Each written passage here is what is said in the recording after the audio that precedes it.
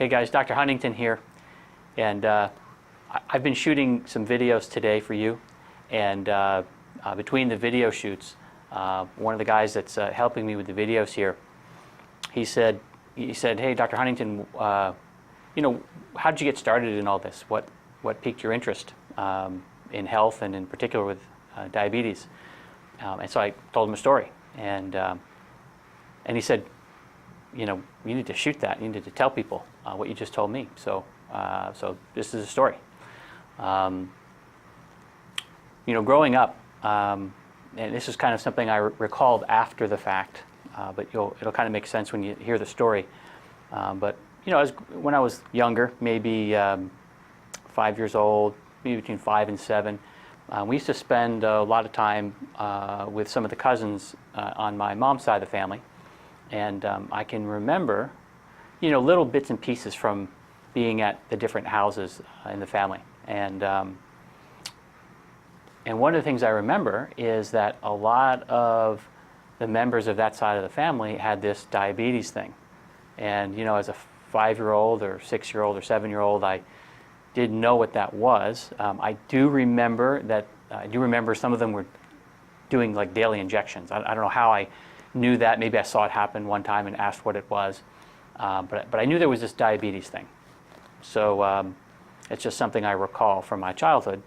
And there was a lot of people on that side of the family that had diabetes. And the other thing I remember is I remember the food that was generally eaten. They were mostly Italians, and they ate a lot of you know, pastas and breads, and the food was actually pretty good. So I remember that as well. And then fast forward many years, I got into private practice and was seeing patients. And the focus of my practice was not diabetes, it was not food or anything like that, but I was caring for patients. And I started to have health problems myself. And this was, you know, in my early 30s is when I really started to notice it. I probably, as I look back, maybe noticed it a little earlier, but I sort of didn't pay attention. I was busy taking care of other people. And so early 30s, I was gaining a lot of weight, was feeling sort of fatigued and tired, and I'd have a dry mouth a lot of times, and some other symptoms, and I didn't know what it was, but I worked with a friend of mine, got some blood testing, and turned out that I was pre-diabetic. My A1C was in a pre-diabetic range, and that was a wake-up call for me, because I ate supposedly what was a healthy diet, what I thought was a healthy diet. I mean, it certainly wasn't a terrible diet compared to the way most people eat, but now that I know better, it certainly is a diet that could set you up for blood sugar problems. So, you know, you combine that fact, my own personal experience, with what I watched my grandmother go through.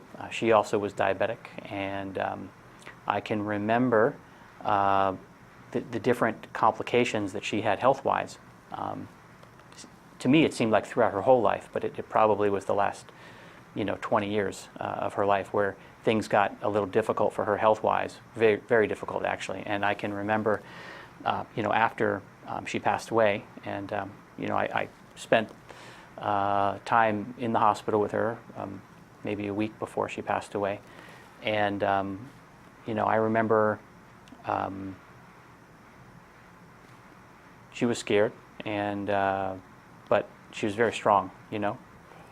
But it was one of the few times that I, you know, saw her cry, and I remember her telling me that the doctor said that that you know, they might have to amputate one of her lower limbs, and you know, my grandmother said that she's not going to, you know, she declined it.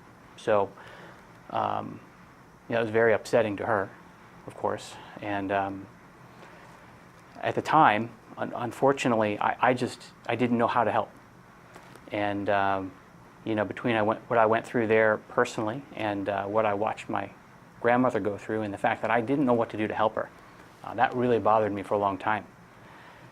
And so that's when I decided that, you know, I really need to do something because, I mean, it had already hit home, you know, pretty hard personally. And I knew just based on statistics that a lot of other people out there were going through similar things, again, either personally or with family members.